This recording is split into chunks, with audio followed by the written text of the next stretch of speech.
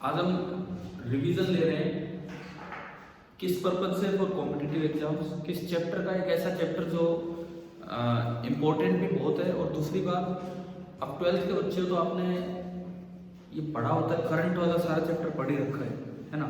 बिल्कुल उससे रिलेट करके हीट कंडक्शन चलता है, बिल्कुल उससे रिलेट करके। फॉर एग्जाम्पल देखिए, वही देखना है हमें। बीच बीच में हम HCV से कुछ क्वेश्चन देखते चलेंगे क्या है क्या नहीं।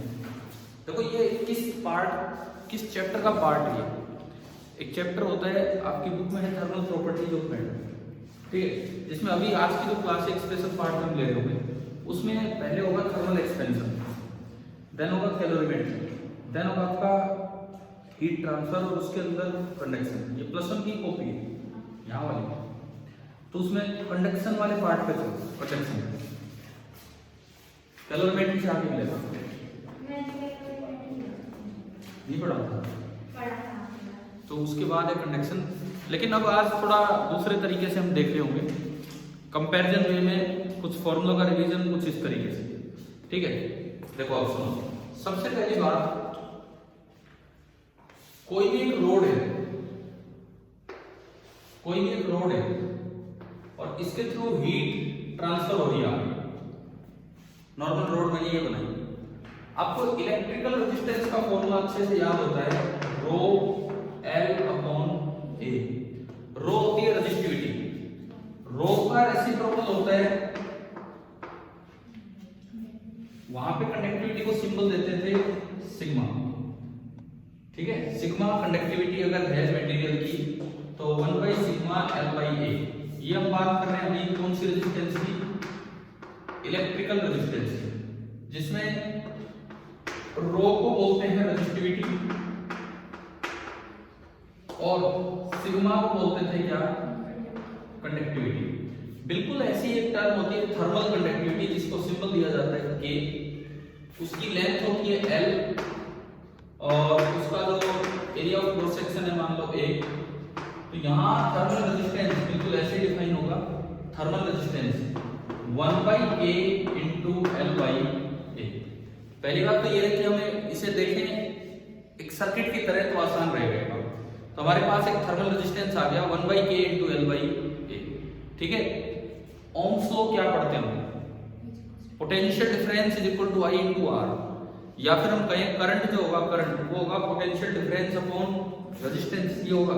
सेम बात यहाँ पे है। वहां करंट का मतलब होता था rate of flow of charge, यहाँ करंट का मतलब होगा rate of flow of energy, energy flowing per unit time, इसको हम बोलेंगे हीट करंट, ठीक है। मान लो ये साइड हाई टेम्परेचर पे है, ये वाला साइड लो टेम्परेचर पे है। यहाँ का टेम्परेचर है T1 और यहाँ का टेम्परेचर है T2। तो हम जानते हैं करंट, चाहे उस करंट की बात करो इलेक्ट्रिक करंट, वो भी चलता है from high to low volt, low potential. और इस हीट करंट की बात करें, चलेगा from high temperature to low temperature, इस तरह से चलता है, ठीक है। अब ये हीट करंट कितना होगा, हीट करंट में बीच में से इलेक्ट्रिकल वाला पार्ट अगर हटाऊं, जो हमारा हीट करंट होगा उसका मतलब तो होगा एनर्जी फ्लो पर यूनिट टाइम। कि अगर डेल्टा T टाइम है, डेल्टा Q हीट एनर्जी एक से दूसरे की तरफ गई है, तो ये भी बिल्कुल वैसे होगा V/R।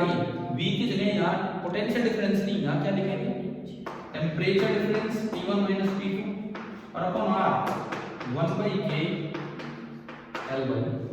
ये K ऊपर चला जाएगा तो KA/L हो जाएगा। पहली शुरुआत यहाँ से हमारी होती है कि जो हीट करंट होता है उसको बिल्कुल ऐसे देखें। को क्या होता है कि हमारे दिमाग में 12th वाला सर्किट पार्ट अच्छे से बैठा रहता है, इन सवालों में दिक्कत आ जाती है, जबकि वो सेम है, बिल्कुल सेम है। तो पहला फॉर्मूला हमारा है कि हीट करंट को ऐसे ही लिखना है, डेल्टा Q/डेल्टा T ऐसे होगा। हीट करंट मतलब ड्यू टू टेम्परेचर डिफरेंस, एक जगह से दूसरी जगह कितनी एनर्जी फ्लो करके जा रही है, only due to temperature difference, वो है आपका हीट करंट। और अगर सॉलिड रोड में से जा रही है तो ये कंडक्शन है। कन्वेक्शन भी होता है, रेडिएशन भी, लेकिन आज की क्लास में हम कंडक्शन पढ़ रहे हैं, ज्यादा डिटेल में कंडक्शन ही होता है, फिर थोड़ा रेडिएशन आता है। कन्वेक्शन में तो कोई सवाल आते ही नहीं, इस तरह का काम है, उनमें लॉज भी हमें नहीं पढ़ने कोई कन्वेक्शन में। पहले बात बताओ, ओम्स लॉ समझ आ गया, थर्मल कंडक्शन का क्या है, ठीक है। इनको लिखते चलना साथ साथ, जो भी नोट कर लो। वो सारे के सारे फॉर्मूले वैलिड है, series parallel as it is. देखो मैं जस्ट यूज भी करवाता हूँ, ये रिजल्ट्स किस तरह से यूज होंगे। एचसीवी बुक है एक पार्ट, वो निकालो, क्योंकि चीजें समझ में तब आएंगी तो वो कहीं ना कहीं अप्लाई होती जरूर।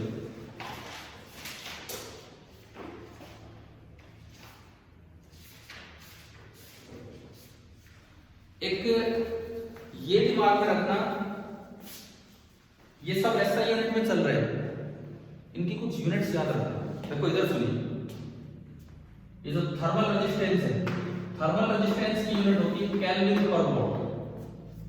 थर्मल रेजिस्टेंस की यूनिट होती है केल्विन पर वोल्ट, किलो नहीं है, केल्विन है, केल्विन पर वोल्ट या फिर डिग्री सेल्सियस पर वोल्ट में, क्योंकि इसमें ना टेम्परेचर डिफरेंस आता है, और टेम्परेचर डिफरेंस वही होता है कि केल्विन में लिखो चाहे डिग्री सेल्सियस में, उससे तो कोई फर्क पड़ता ही नहीं। क्लियर? ठीक है। अच्छा अगली चीज सुनो, इस के की यूनिट इसका उल्टा कर दो, वोल्ट अपॉन केल्विन, और एक मीटर लगा दो। किलोमीटर नहीं है, केल्विन मीटर है, तो स्पेस दे रहे हैं। कम से कम यूनिट से याद है, थर्मल रेजिस्टेंस की यूनिट होती है केल्विन पर वोल्ट, और थर्मल कंडक्टिविटी की यूनिट होती है वॉट पर केल्विन मीटर। ठीक है, यूनिट हमारे दिमाग में रहनी क्या है, क्या नहीं। ये दिमाग में रखो कि अगर डिग्री सेल्सियस में भी दिया हो तो वही टेम्परेचर डिफरेंस यूज कर देना, उसमें 273 मत जोड़ देना, क्योंकि वो किस में होता है, केल्विन में भी उतना ही सेम स्केल होता है। ठीक है,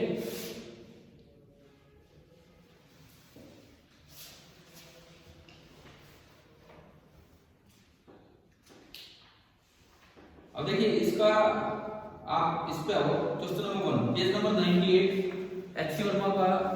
मैं एक्सरसाइज के कुछ सवाल होगा, थोड़ी देर के लिए एनसीईआरटी रख दो, अभी हम एचसीवी से ही चलेंगे। अभी page number 98 question number 1, page number 98 question number 1। A uniform slab of dimension 10 by 10 by 1 मिल गया पहला क्वेश्चन। यूनिफॉर्म आप ही आ गए हो ना, किताब तो है नहीं, यहाँ 2 बुक्स हैं, उनके साथ बैठ जाओ। Uniform slab of dimension 10 by 10 by 1 is kept between two heat reservoirs at temperature 10 degree Celsius and 90 degree Celsius। किस तरह रखा है? the larger surface area touch the reservoir। Reservoir वो होते हैं जिनका टेम्परेचर कांस्टेंट आप मान सकते हो। रिजर्वोयर मतलब इतना बड़ा है कि उसमें से आप थोड़ी हीट निकाल भी लो तो उसके टेम्परेचर पे कोई फर्क नहीं पड़ने वाला है।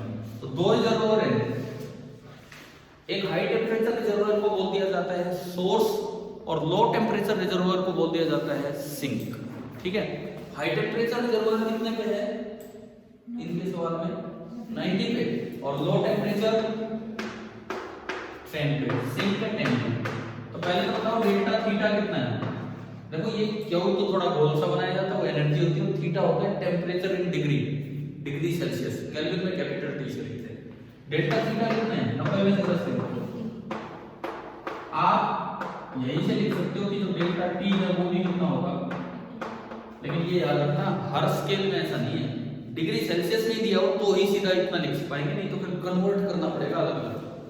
ठीक है, इसके बाद रोड के बारे में हमने बताया 10 by 10 by 1 का कोई स्लैब है, लेकिन किस तरह रखा है? 10 by 10 by 1 का स्लैब है, लेकिन रखा किस तरह है? जो बड़े एरिया है, बड़े एरिया वो कहाँ रखे होंगे? स्लैब के बड़े एरिया रिजर्वोयर में लिखा है ना उसने, मतलब पता है ऐसे रखा होगा। देखो ऐसे रखा होगा इसमें, बड़े वाला एरिया तो ये है 10 का ये, 10 का ये, और ये केवल कितनी लेंथ है? 1। एक हिस्सा इधर टच हो रहा है और एक हिस्सा उधर टच। अब ये क्वेश्चन पढ़ के हमें पता लगा कि किस तरह से रखा हुआ है, समझ आया ना? तो अब देखो करंट जो जाएगा वो तो यूं जाएगा, यूं निकलेगा करंट इधर से इधर। तो बताओ लेंथ कितनी है? ना इसको देख के बताओ डायग्राम को। 1 लेंथ तो 1 है, और एरिया कितना होगा? 10 by 10। समझ में आ रही है ना? अगर इसको किसी और तरह रखा होता तो लेंथ 10 हो जाती, और एरिया 10/1 हो जाता। समझ गए? अब क्या पूछा है? Rate of heat flow, amount of heat flowing through the slab कितनी देर में पर मिनट। तो पहले हीट करंट निकालो, पहले तो थर्मल रेजिस्टेंस निकालो, पहले तो थर्मल रेजिस्टेंस क्या फॉर्मूला है? 1/k L/K। K देखो भाई सवाल में K दिया होगा, कंडक्टिविटी दी होगी 0.8। लेंथ कितनी? 1 सेंटीमीटर मतलब 10⁻²। ठीक है। और एरिया कितना? 10/10 100 सेंटीमीटर, यानी कि 100 सेंटीमीटर स्क्वायर मतलब 10⁻⁴। थोड़ा इसको ठीक ठाक कर लेंगे। कितना आया? 10.8। कट गई? हाँ कट गई। 0.8 यूनिट आर की यूनिट, आर की अभी 1/k आएगा तो 1/0.8 है। 1/0.8। अब बताओ तो अब इसकी वैल्यू क्या है?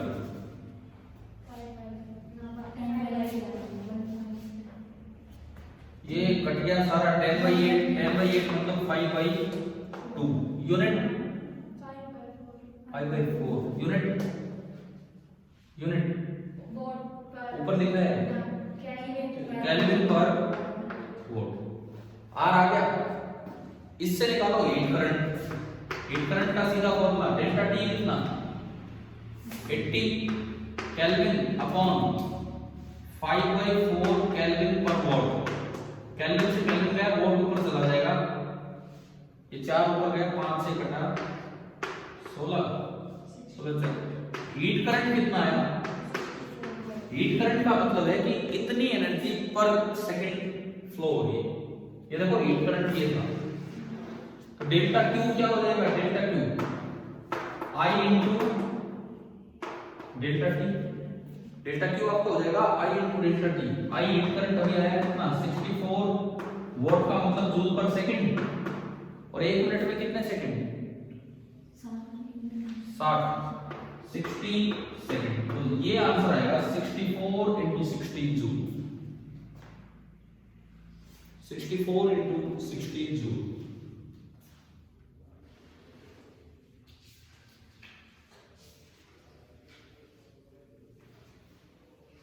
आप बताओ क्या ये समझ आया? ठीक है। हम बीच बीच में से कुछ सवाल लेंगे ताकि कुछ कॉन्सेप्ट इस लिमिटेड टाइम में रिवाइज हो सके। तो ये पहली चीज बिल्कुल वैसी है जैसे हीट करंट आप इलेक्ट्रिक करंट की तरह यूज कर रहे हो, उसे समझ आ गया। लेकिन ये ध्यान रखना कि डिग्री सेल्सियस में तभी direct kelvin as it is लिखा जाएगा, और किसी स्केल में आ गया तो पहले उसको केल्विन में इनिशियल टेम्परेचर निकालेंगे, केल्विन में फाइनल निकालेंगे, और फिर चेंज करेंगे। ये ट्राई करना तो क्वेश्चन नंबर 3 ट्राई कर लेना। 3 एक बड़ी कॉमन मिस्टेक बहुत बच्चे करते हैं, इसके बाद आप थर्ड ट्राई जरूर करना। बड़ी कॉमन सी मिस्टेक बच्चे करते हैं कि वो डिग्री फारेनहाइट दे रखे ना वहां, उसको ही इतना ही मान लेते हैं केल्विन में, वो तो सेल्सियस और मान लेते हैं। चलेगा आगे बढ़ो। ठीक है। तो हमने शुरुआत की अपने ओम्स लॉ वाले पार्ट से। इसके बाद अब ये बताओ अगर इलेक्ट्रिकल रेजिस्टेंस सीरीज में लगे हो क्या फॉर्मूला होता है? R equivalent R1 + R2। एक बार देखिए, एक दो चीजें हम रिवाइज करें फिर इसको इसमें अप्लाई करेंगे। यूं तो ना ये चैप्टर फिर मुश्किल हो जाएगा, अगर 12 से लेट ना करके पढ़े तो नए नए कॉन्सेप्ट अलग अलग पढ़ते चलेंगे फिर तो। लेकिन अब कितना आसान हो जाएगा देखना। ये पॉइंट मान लो V1 वोल्ट पे, ये पॉइंट मान लो V2 वोल्ट पे, ये हाई और ये लो, तो करंट तो यूं रहेगा, हीट करंट नहीं, यहाँ इलेक्ट्रिक करंट। पहली बात R इक्वलेंट कितना? R1 + R2। दूसरी बात I potential difference upon R1 + R2। तीसरी बात अगर इस जगह का पोटेंशियल V0 बोल दे तो यहां तो पोटेंशियल डिफरेंस हो गया V1 - V0, और यहां हो गया V0 - V2। आपको अगर याद हो, हमने पढ़ा है कि सीरीज में पोटेंशियल डिफरेंस डायरेक्टली प्रोपोर्शनल होता है रेजिस्टेंस के। करंट सेम होता है, करंट बढ़ता नहीं है सीरीज में, और जो पोटेंशियल डिफरेंस होता है वो डायरेक्टली प्रोपोर्शनल होता है किसके? रेजिस्टेंस के। इसका मतलब मैं लिख सकता हूं पहला पोटेंशियल डिफरेंस अपॉन दूसरा पोटेंशियल डिफरेंस बराबर पहला रेजिस्टेंस अपॉन दूसरा रेजिस्टेंस। ये तो 12th के कॉन्सेप्ट हुए, समझ में आ रहे हैं? ये तो आपके हो गए 12th के कॉन्सेप्ट। अब देखते हैं ये यहाँ कैसे एज इट इज अप्लाई होंगे। कोई और सवाल लेंगे HCV से और इसको भी अप्लाई करेंगे। ये डायग्राम लिखना है बड़ा आसान सा सीरीज का 23वें के सवाल में। HCV नोट्स में पेज नंबर 99 पे क्वेश्चन नंबर 23 में क्या दो एक के आगे एक स्लैब लगी दिख रही है ना? तो उसको उसमें अप्लाई करते हैं। अगर आप पढ़िए क्वेश्चन नंबर 23।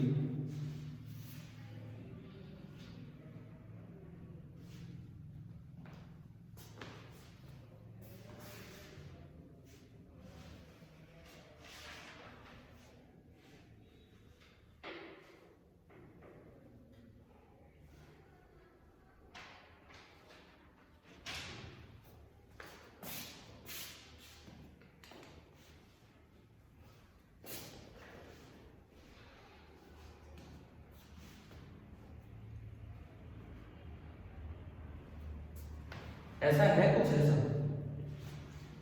मतलब वहां पे थर्मल रेजिस्टेंस होगी। तो पहली बात तो सीरीज में तो नजर आ ही रहा है कि आगे डायरेक्ट दूसरे इधर वाला है 100 डिग्री पे और इधर वाला 0 डिग्री पे। तो ये तो हाई हो गया और ये लो। मुझे टेम्परेचर पे देखना है और क्या निकालना है, सवाल में क्या निकालना है? जंक्शन का थीटा डिग्री सेल्सियस वहां। तो यहां तो ड्रॉप कितना है, करंट क्यों आएगा? यहां ड्रॉप कितना है 100 माइनस थीटा डिग्री सेल्सियस में, उसको केल्विन में जाना ही नहीं है, समझ गए? और यहां ड्रॉप कितना है थीटा माइनस 0। और ये ड्रॉप किसके डायरेक्टली प्रोपोर्शनल होगा? ये अलग से आप देखो वहां से आइडेंटिकल दे रखी है एरो रे और कट ही जाएगा 1/k 1/k है ना रेशियो में। करो एक बार सिंपलीफाई करो, अप्लाई करो ये चीज यहां पे।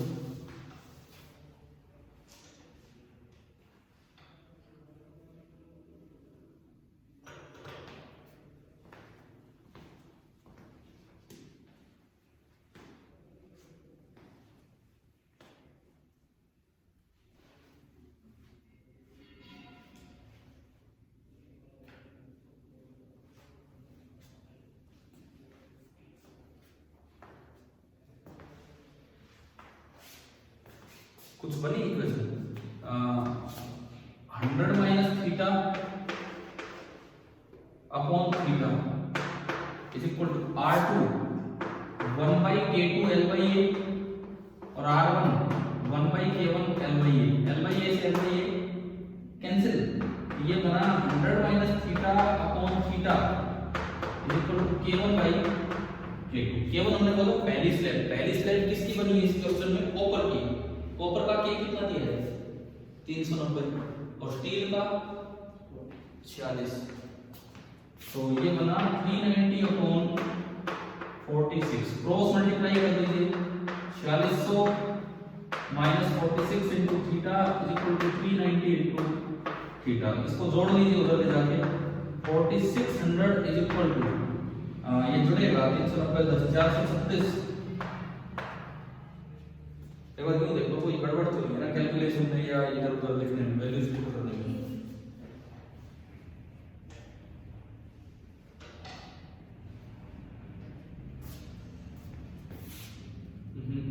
एक गलती है, आपने 100 माइनस थीटा इधर का दिया है।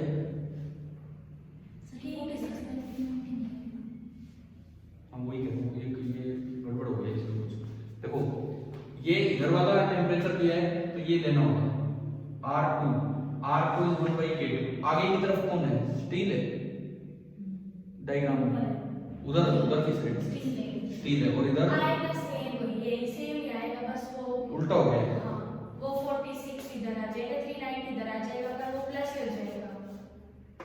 कोई बात नहीं 46/390, लेकिन ये प्रोडक्ट तो चेंज हो गया 100 से 46/390 रखने पे ये प्रोडक्ट तो चेंज हो गया ना। 390 और 00 माइनस 390 थीटा बराबर 46 थीटा। यहां से 39000 बराबर ये उसमें जुड़ेगा 436 थीटा। K2 इसमें स्टील है और स्टील 46 है, तो K2 46 ही आएगा। दोबारा देखता हूं मैं, इधर सुनिए। आपको केवल ये लगाना है कि इधर का टेम्परेचर 100 माइनस थीटा अपॉन इधर का टेम्परेचर डिफरेंस थीटा बराबर इधर की रेजिस्टेंस 1 बाई के। ओ के नीचे जाएगा, एक बार ये तो कटेगा। पहले इसका के बोलो, उधर वाले का 46 और फिर ऊपर इसका ये कितना है? ये 390 है। तो यहां से आप सॉल्व कर दो, थीटा निकालो। आ रहा है कुछ वैल्यू मैच होती सी नजर आ रही है आपको?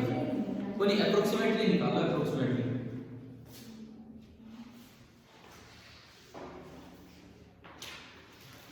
इसका आंसर दिया है 10.6 डिग्री सेल्सियस। तो ठीक है, ये हो जाएगा इस तरीके से। अभी मैं जस्ट क्या करंट से रिलेट हो पा रहा है, सबसे पहले स्टार्टिंग पॉइंट्स वो आपको बता दूं।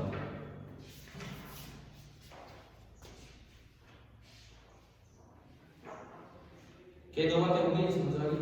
ठीक है। अगली चीज सुनिए, अब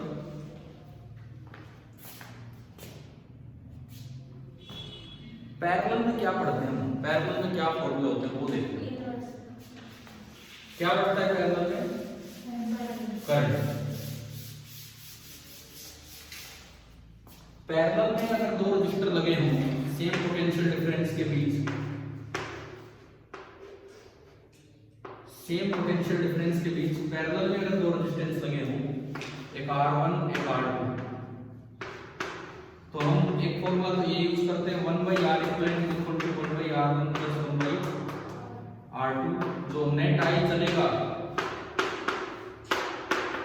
वो होता है V1 minus V2 upon R equivalent. ठीक है। और एक अगर ये पूछा जाए नहीं I1 I2 कैसे बटेगा, तो कैसे बटते हैं?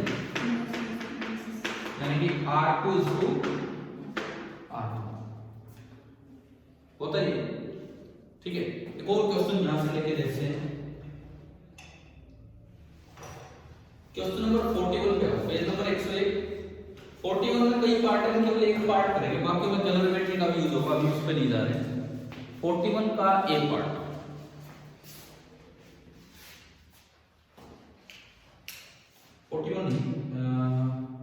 इसमें थोड़ा स्क्वायर वाला पार्ट रखेंगे ना।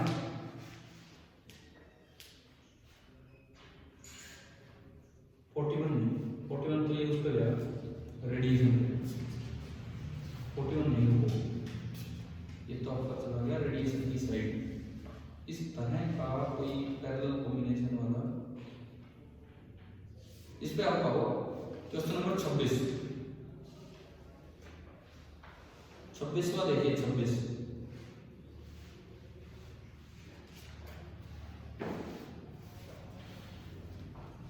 इसमें ना सीरीज और पैरेलल मिक्स हो रहा है।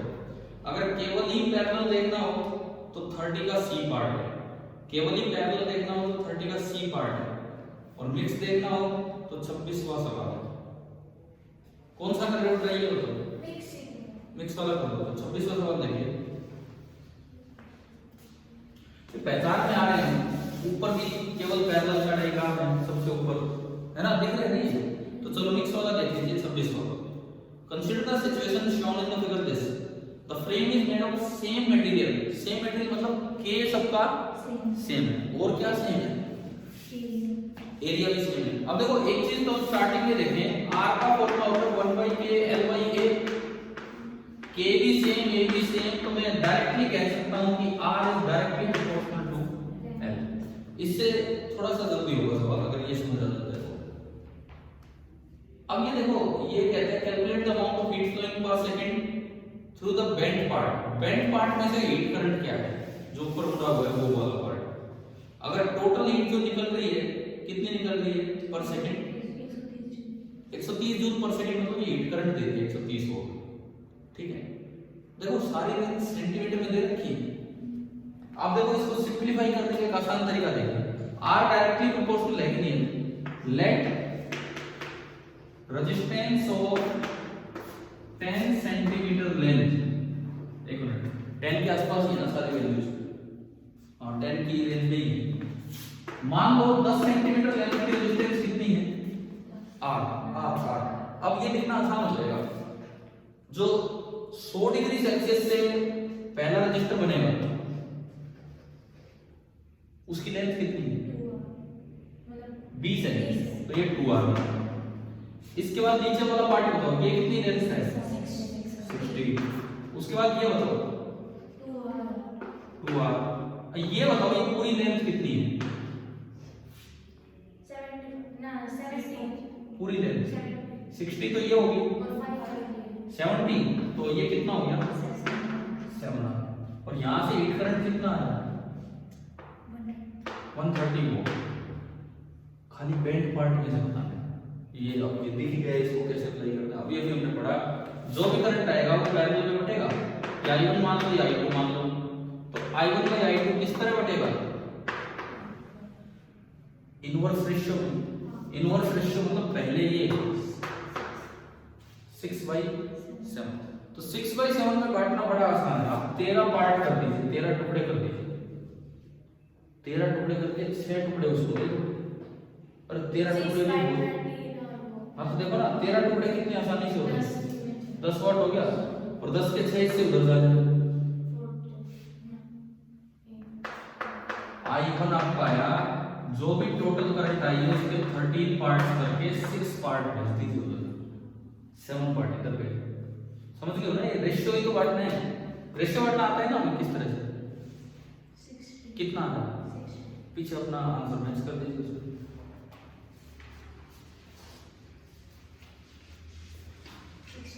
यार अब ये देखो ये कैसे करंट की तरह सोल्व हो रहे हैं सवाल, जैसे हम इलेक्ट्रिक करंट का सोल्व कर रहे हो, नहीं तो बैठे रह जाए बच्चे, वैसे ही घबरा जाते हैं, इनका आंसर आते ही सोचते रहे यार, क्योंकि इतना सीरियसली पढ़ते नहीं इन चीजों को।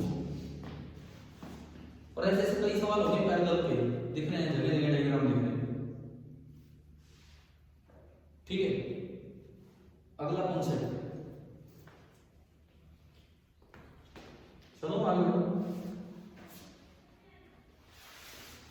एचसीवी साथ मंगाने का पर्पज ये था कि लगभग हमें हर कॉन्सेप्ट पे क्वेश्चन मिल जाएगा इस तरह का, जो भी हम करंट से रिलेट करना चाहते हैं ना उस पे।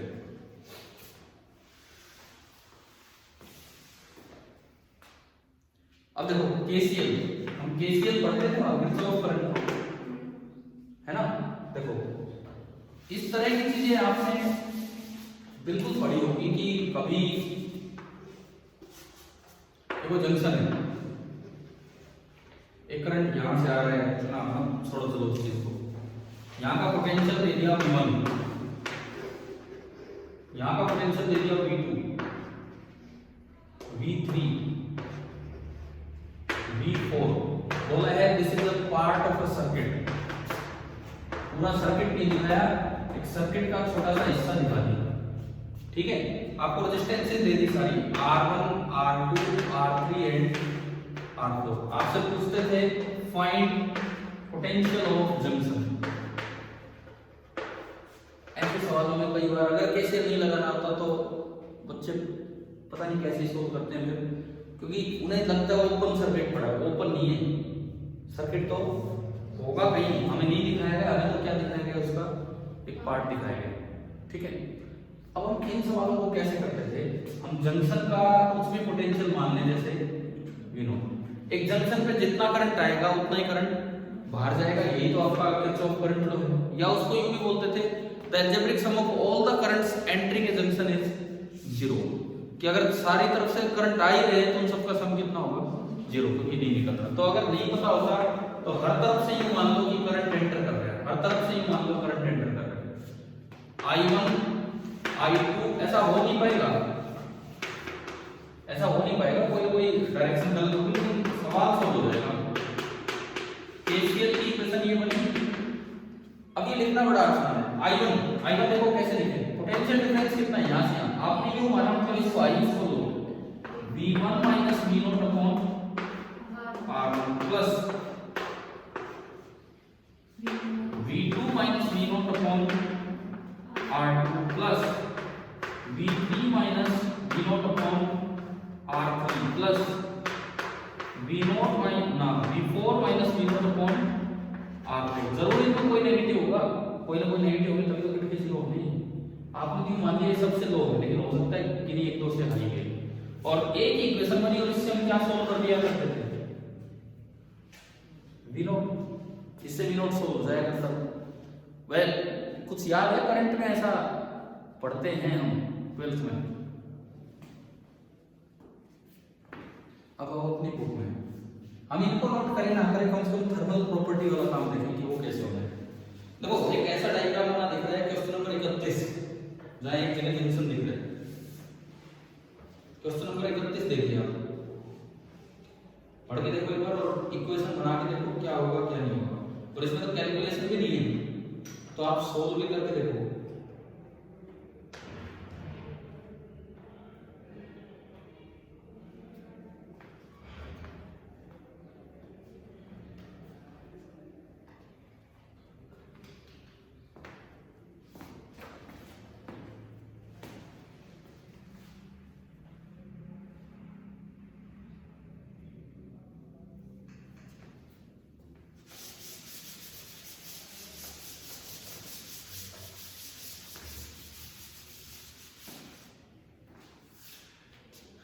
Four identical rods A B C D and D, हर एक की लेंथ L है, एरिया A और कंडक्टिविटी K।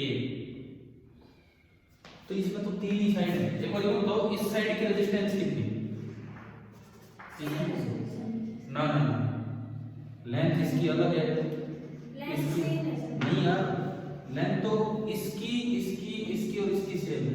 तो इस पार्ट की लेंथ L और L/2 नहीं होगी। एक बार क्वेश्चन पढ़ो आप, तो फिर एक मिनट देखो इधर, ये L और ये L, तो इसकी कितनी होगी इस रेजिस्टेंस की लेंथ? 3L/2। आप यूं मान लो L लेंथ की रेजिस्टेंस कितनी है। क्यों मान सकते हैं ऐसा? क्योंकि मटेरियल सेम है, एरिया भी सेम है। तो अब ये हम कह सकते हैं कि R is directly proportional to L। L length की R, तो इसकी कितनी होगी इस पार्ट की? 3R/2। इसकी कितनी होगी? 3R/2। और नीचे वाली पार्ट की R। कहां का क्या टेंपरेचर दिखा सकता है? नीचे T1, एक साइड T2 और एक साइड T3। बताओ ये समझ आया क्या यहां तक? क्या निकालना, क्या जंक्शन का है? हाँ, जंक्शन का T नोड मान लो हर तरफ से करंट आ ही रहा है, या I1 या I3 या I2, KCL लगा दो और T नोट कैलकुलेट ही कर लो, क्योंकि कैलकुलेशंस नहीं है, एक्सप्रेशन लगाना और अपना आंसर मैच कीजिए।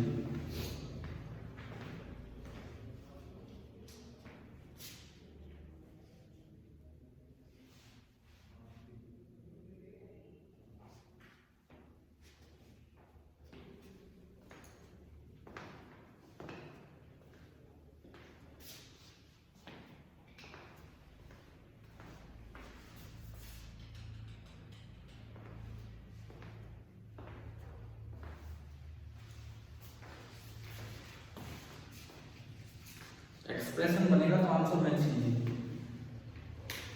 हो गया? हो रहे ना, फटाफट हो रहे हैं, सेम ही तो कॉन्सेप्ट लग रहे हैं बिल्कुल।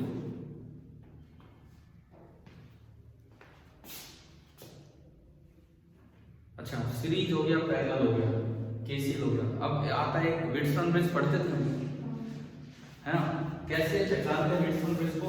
वही आ गया ना आंसर, इसका बुक है आपके पास, उसमें मैच करो अपना आंसर। आ गया इधर? नहीं आया? देखना,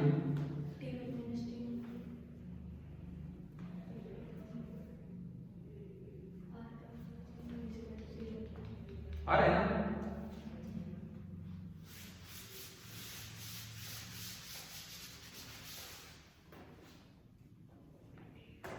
आ रहा है कि नहीं बताओ एक बार। आ गया, ठीक है। देखो अगली चीज, अगला कॉन्सेप्ट आप वहां पढ़ते थे व्हिटस्टोन ब्रिज। सिंपल ये था कि अगर ये पॉइंट एक पोटेंशियल पे है V1 हाई, ये पॉइंट एक पोटेंशियल पे है V2 लो, हम यू बनाते थे एक रेजिस्टेंस R1, एक रेजिस्टेंस R2, एक रेजिस्टेंस R3, एक रेजिस्टेंस R4 और बीच में R5। तो ये तो होता था एक व्हीटस्टोन ब्रिज। इसमें क्या है, टोटल 4 टर्मिनल है। टर्मिनल कैसे तो पहचानते हैं, अलग अलग पोटेंशियल, यहाँ का V3 माना, यहाँ का V4। ये पूरा अगर ये बड़ा भी कोई पार्ट है ना तो ये सेम पोटेंशियल पे है तो ये एक टर्मिनल है, ये पूरा सेम पोटेंशियल पे है तो ये एक टर्मिनल है, ये अलग पे है एक अलग पे। 4 टर्मिनल है, एक को मैं नाम दे दूं चलो A B C D, A B C D।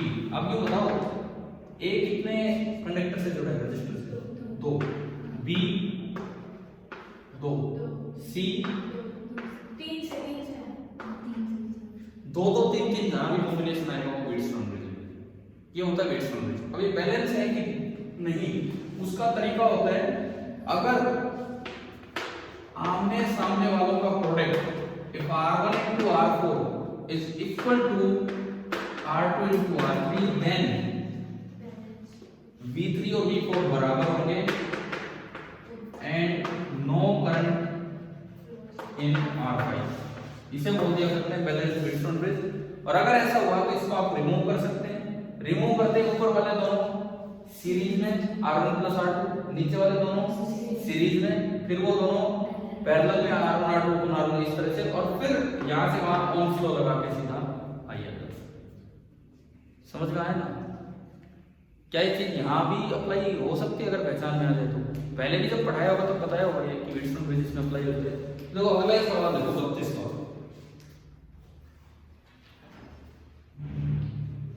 Question number 32। 7 road दिखा रखी है इसमें 7। एक बार पहले पढ़ो आराम से, सवाल पढ़िए कि क्या ये व्हीटस्टोन ब्रिज है? क्या पूरी रोड ई का टेम्परेचर सेम दिया है? सवाल में कहिए क्या पूरी रोड ई का टेम्परेचर सेम है ना? इसका मतलब मेरे लिए वो एक टर्मिनल T1, रोड नहीं है मेरे लिए, एक टर्मिनल है T1। ऐसे पूरी रोड जी का टेम्परेचर भी सेम है तो उसको भी एक पॉइंट से दिखा दो। इसका टेम्परेचर कितना है? T1 और इसका T। लो जी ये बना T2 बड़ा है तो उधर से इधर आएगी। अब देखो क्या ये अरेंजमेंट बन रहा है क्या उसमें? आप पूरी रोड E को समेट के पॉइंट बना दो, पूरी रोड G को समेट के पॉइंट बना दो, जो भी है, तो क्या एक ऐसी ऐसा सिस्टम बन जाएगा उसमें? बताओ ये पॉइंट बन के ऐसे दिखेगा ना?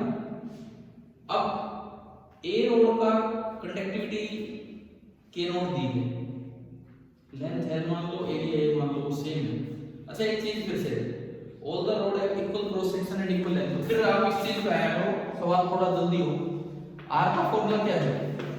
1/k L सेम और A सेम, तो R is inversely proportional to 1/, ना R is directly proportional to 1/k।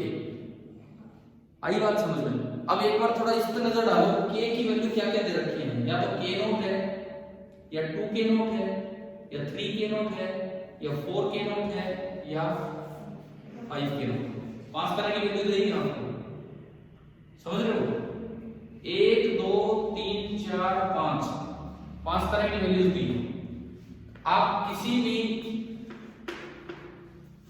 K note conductivity का रेजिस्टेंस R मान लो, K नोट कंडक्टिविटी वाले का रेजिस्टेंस R मान लो, और R इनवर्सली प्रोपोर्शनल है K के, मतलब जिसका K डबल होगा उसका हाफ हो जाएगा। अब एक एक करके रखो। पहले की कंडक्टिविटी कितनी है? A वाली रोड की, A वाले रोड की कंडक्टिविटी K नोट है, तो ये R हो गया। दूसरे पे चलो आगे, B वाले रोड की कंडक्टिविटी B की 2k नोट, तो इसका कितना होगा? R/2। समझ आया? तीसरी रोड पे चलो, नीचे C का कितना है? k नोट, तो ये R ही हो गया। अब आप चलो इधर D का कितना है? 2K नॉट, तो D का भी कितना होगा R/2। क्या ये समझ आया क्या? अब बताओ क्या ये बैलेंस है? आमने सामने का प्रोडक्ट बराबर आ रहा है? आमने सामने का प्रोडक्ट बिल्कुल बराबर आया। इट मींस ये जो बीच वाली है इसको आप हटा दें, रिमूव कर दे, कोई दिक्कत ही नहीं है, हट गए। अब ये क्या पूछता है? Show that the rod at has a uniform temperature. Uniform तो होगा, बीच वाली रोड थी है, यूनिफॉर्म तो होगा, मतलब जितना ऊपर है उतना ही। ये लिखा था ना V3 बराबर V4, तो उसमें टेम्परेचर बराबर हो गया, लेकिन कितना टेम्परेचर? यूनिफॉर्म तो लिखा ना, लेकिन कितना? T1 + 2T2/3। पहला पार्ट तो है ही, T1 + 2T2/3। अब ये कैसे दिखाएंगे इस रोड का इतना टेम्परेचर? मतलब मुझे यहाँ को सेकंड पार्ट में क्या पूछा है? Find the rate of heat flow from the source which maintains the temperature T। मतलब हीट करंट पूछ रहे, हीट करंट। देखो अब इसको एक सर्किट की तरह देखिए आप, देखिए सिंपल एक सर्किट की तरह। इधर से करंट आ रहा है T2 टेम्परेचर से, एक रेजिस्टेंस ये, एक ये, बस बीच वाला हट गया। एक रेजिस्टेंस ये, एक ये, बीच वाला हट गया, ये बन गया। ठीक है, ये टेम्परेचर कितना है? T1। बीच वाला क्यों हटा? क्योंकि ये बैलेंस्ड है। ठीक है, अब मैं ढंग से लिख लूं, ये R क्या था? 1/A L/A, तो ये आपने R लिखा पहले वाला, L/A दिया है, दूसरे वाला 1/2 हो जाएगा क्योंकि 2K दिया है, तीसरा 1/K L/A, चौथा 1/2K L/A। क्या ये सर्किट बन गया इस तरह का? ये दोनों किसमें है? सीरीज में। जुड़ के कितना हुआ? 1 + 1/2, 3/2। ये दोनों भी सीरीज में 3/2। 3/2 और 3/2 पैरेलल में आधा हो जाएगा, आधा हो जाएगा 3/4। तो जो R इक्विवेलेंट निकला वो आया 3/4 L/K। आया क्या? समझ कैसे किया? इसका जुड़ गया, इसका जुड़ गया, जब दोनों सेम होते हैं तो पैरेलल में हाफ हो जाता है, तो 3/2 का भी आधा 3/4। अब हीट करंट लिखना है, हीट करंट, तो T2 - T1 upon R equivalent. एक बार अपना आंसर मैच करो ये लिख के, हीट करंट ये आंसर मैच कीजिए लिखने के बाद।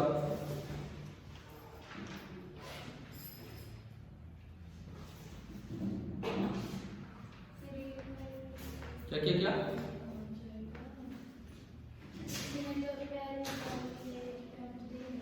क्यों नहीं दे रखी? दे रखी है, L और A दोनों दे रखे हैं। हीट करंट देखो और अपना आंसर मैच करो पीछे।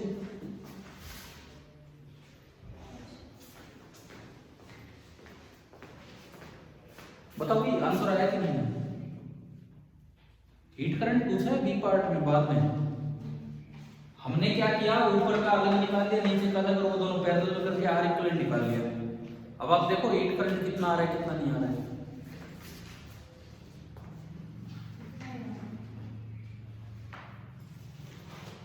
आ गया कि नहीं? ये तो हो गया सेकंड पार्ट। अब फर्स्ट पार्ट में क्या पूछा है?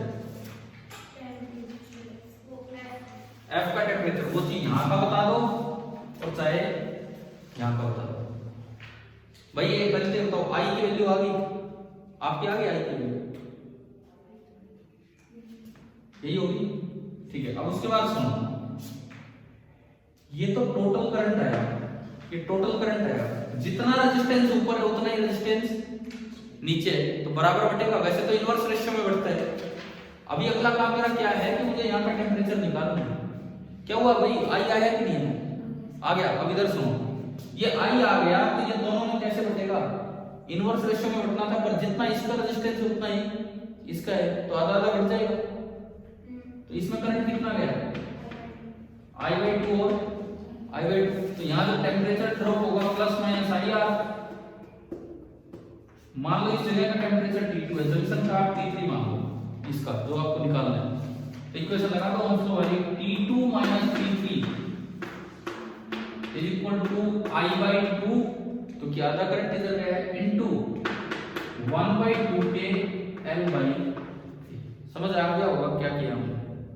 जो आई करंट आया उसका I/2 इससे इधर गया, तो यहां से हमने ओम्स लॉ इक्वेशन लगाई T2 - T3 = I/2 × ये, और यहां से आप निकालो क्या T3, वो इस बीच वाली रोड का टेम्परेचर होगा। वो तो क्वेश्चन में ही प्रूव करना दे रखा है कि कितना लेके आना है।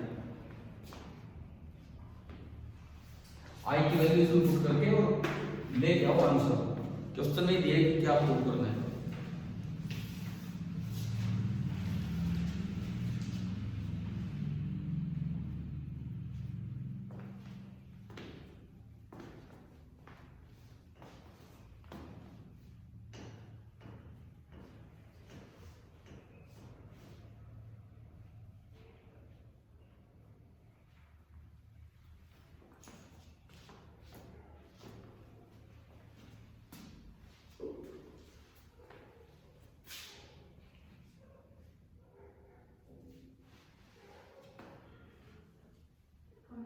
जो प्रूव करना वो क्वेश्चन में लिखा हो, वो देखो वो आ गया क्या, आ गया ना। तो यार ये तो सर्किट ही तो सोल्व करने पड़ रहे हैं, वही तो काम हो रहा है, समझ आ रहा है।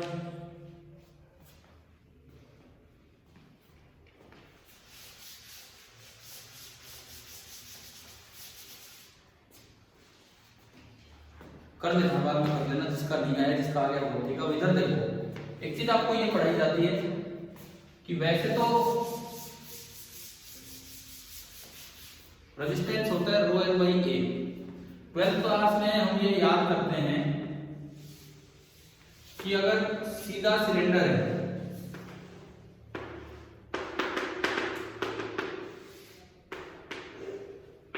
रेडियस यहां भी R यहां भी R, लेंथ L, तो जो इसकी रेजिस्टेंस हम याद करते हैं, मैं थर्मल रेजिस्टेंस क्या होगा, कंडक्टिविटी के मान क्या होती है ρL/A, रो की जगह 1/K, L अपॉन एरिया कितना है इसका, अगर करंट यूज आ रहा है एरिया कितना है पाई r² पाई × r। आपने 12th में ये भी पढ़ा होगा कि अगर कुछ टेपर्ड वायर हो, पढ़ा है, अगर टेपर्ड वायर है, एक साइड रेडियस है R1, एक साइड रेडियस है R2, लेंथ है L और करंट यूज आ रहा है, नहीं पढ़ा है, नहीं पढ़ा तो बता देता हूं। इलेक्ट्रिकल रेजिस्टेंस का फॉर्मूला होता है ρL/A एरिया, पाई r² तो क्या होता है, दोनों साइड का R सेम है, अगर दोनों साइड का R अलग हो तो क्या होती है, इसीलिए मैंने उसको खोल के लिखा है। आपने ना पता है 12th का करंट भी शायद हमारा वो ऑनलाइन ही हुआ था पहले, तो वो अभी यहाँ पे रिवाइज उस तरह से हुआ नहीं ऑफलाइन, तो कुछ चीजें हैं जो करंट की भी इसके साथ रिवाइज हो गई भाई। जैसे ये तो फॉर्मूला याद है ना, इसका अगर इलेक्ट्रिकल रेजिस्टेंस होता तो ρL/πr², ये तो याद है, उसको मैंने खोल के लिखा है R × R। थर्मल रेजिस्टेंस कितना तो 1/K हो जाएगा, लेकिन अगर टेपर्ड वायर है, दोनों साइड अलग अलग स्मॉल टेपरिंग है और दोनों साइड अलग अलग रेडियस है, तो एरिया कैसे लिखना है, पाई × एक साइड का × दूसरे साइड का। तो अगर इसकी थर्मल रेजिस्टेंस लिखनी हो तो कैसे लिखेंगे, 1/K L/π R1। अगला सवाल ट्राई कीजिए 33।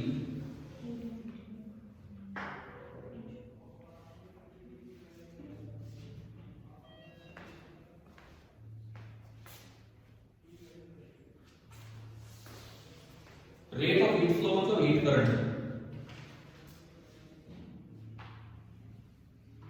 टेम्परेचर डिफरेंस आपको दे रखा है θ2 आई है, तो टेम्परेचर डिफरेंस है θ2 - θ1।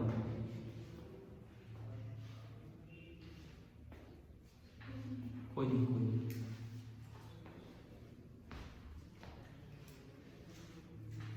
और अपना आंसर मैच कीजिए फिर होने के बाद।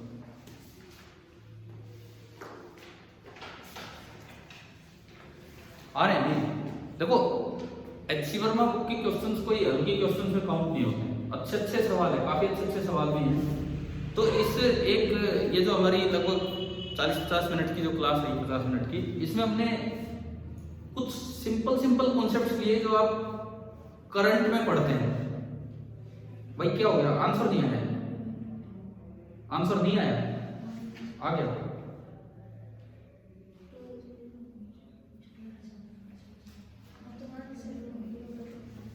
क्या हो गया,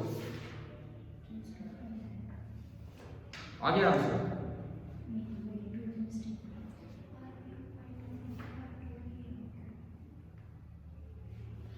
डायरेक्ट यही तो लगाना होगा।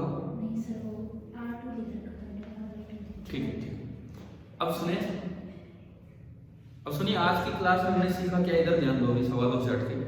हमने ये देखा है कि जो इलेक्ट्रिकल कंडक्शन है क्या वही सेम हीट कंडक्शन है कि नहीं। एक एक कॉन्सेप्ट यूज हो रहा है, Ohm's law, series, parallel, Wheatstone bridge, resistance के फॉर्मूले।